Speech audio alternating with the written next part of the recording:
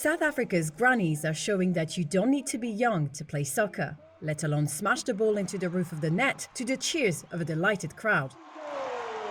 This is the Grannies International Football Tournament, featuring teams from as far away as France and the United States. It's nicknamed the Grannies Soccer World Cup. All the players are women aged 55 and up. It's been organized for the first time by South African team oweGrannies. At this age, at my age, I think if I was not in this sport, I should have been confined in a wheelchair. Flora Baloy is a striker for the team. The 66-year-old started playing in 2017 after suffering from severe arthritis. I feel good when I strike. And when I strike, even my inner emotion,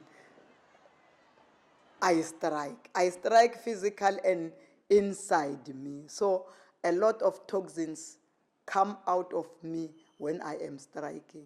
When she's not scoring goals, Baloy spends her time reading with her 5 grandsons or watching soccer with her husband. And she says she now no longer needs medication.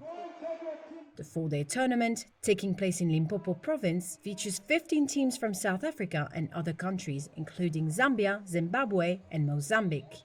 Mo Kelly plays for the team from the US, who triumphed 3-2 over oweGrannies on Sunday. We love it. It means so much to us. It's a community, makes us healthy, and we know that they want that same thing. OweGrannies means grandmothers in the Tsonga language.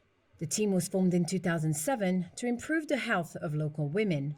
It's since led to the creation of other such teams across the country, as South Africa's grannies kick out stereotypes and show you're never too old for a kickabout.